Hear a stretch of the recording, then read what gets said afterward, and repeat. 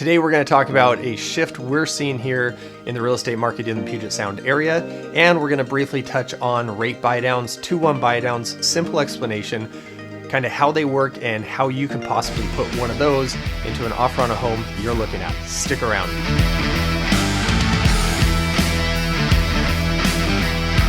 Hey, I'm Eric Kuehlthau with Mountain Sound Real Estate Group, powered by Coldwell Banker Danforth. Before we get started, I just want to say make sure to like and subscribe on these videos and let us know if there's any content that you would like us to cover in upcoming episodes. But let's get started. First, we're going to touch on a shift in the real estate market. What we're seeing here locally in the Puget Sound area is the market is heating up again. We had a lull over the last couple months with interest rates going up, the holidays and that sort of thing, and people really just uncertain on what was going to happen.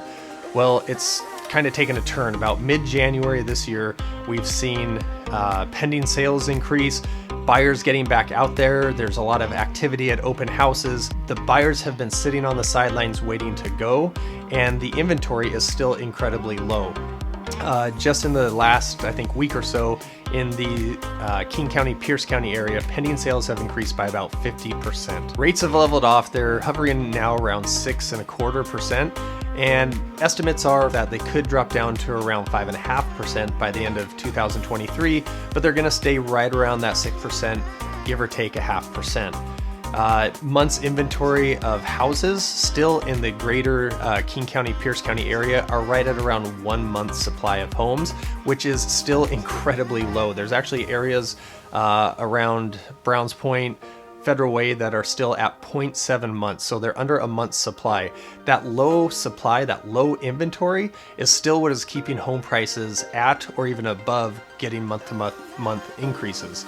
So with home pendings increasing, still incredibly low inventory, and mortgage rates starting to level off, what does that mean for you as a buyer going out there, or even sellers? It doesn't mean that we're back in a buyer's market, but it does mean people are coming out and they have stayed on the sidelines long enough and they are ready to buy.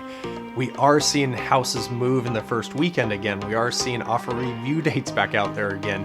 We are seeing people waive contingencies again, especially in that maybe mid-4s to $600,000 range. Those homes are really starting to move. So it's just something that you need to think about. Okay, so now we're going to switch gears up and talk about the mortgage rates, rate buydowns, specifically the 2-1 buydown. These aren't anything new to the mortgage industry or real estate industry.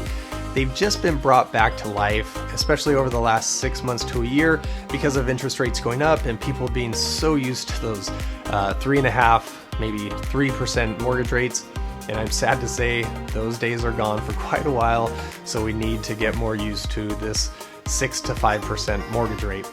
As a matter of fact, our good friend Dan Davis, one of our preferred lenders that we use, he actually told us that about 70% of new loan originations, just in the last couple weeks since the market has started to pick back up, 70% of those loan originations have included some type of rate buydown. So how the rate buydown works is, we're going to use an example here, and I'll show you on this graph, of using a 6.25% interest rate. What we do is we plug in the amount. Let's say we're going to buy an $800,000 home. This is on a 30-year fixed, and we just simply put those numbers into here and it spits out a number. That number that we would need to do your temporary buydown would be $17,979. What that does is, in your first year, so at a 6.25% mortgage rate, you would be paying $4,925 a month. Using the buydown in your first year, it buys you down 2 points or 2 percentage points. Your monthly payment is now $3,935. In year 2, it goes up to $4,417. So you're still saving about $500 a month in year 2. And then in year 3, you're back up to your 6.25%. Now you do still have to qualify at that 6.25% today, but what it does is it gives you a couple of years to get into, maybe if interest rates drop again, you can refi. The great thing with the buydown is that $17,000 and change that you had as the buydown, that goes into an escrow account and they pay that off every month along with your payment. So they're paying that out.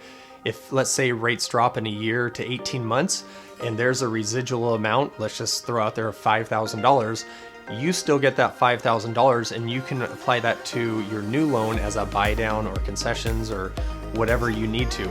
So that money doesn't go away, you still get to retain that money. That brings up another option of if you're looking at that, let's say an $800,000 home, and you want to drop the price to $775,000. You want to drop the price $25,000. Well, over the course of a loan, $25,000 may not drop that loan payment by more than 40, 50, 60 bucks a month. If you can get the seller to do the buy down and you say, hey seller, if we can increase the sale of this house from $800,000 to $817,900, you give me the money for the buy down, the seller's actually getting more money and you're getting a lower interest rate, and you both win. And your hope is that you refi down the road and maybe you get some of that money back in your pocket. And things to think about are how much money you are asking for as a whole. There are certain amounts that you can ask for based on what kind of loan you're getting and how much down payment you are bringing to the table. Those criterias, let's just say on a conventional that you're putting less than 10% or less down on, the max you can ask for is 3% in concessions and or buy downs. Those go into the same pool.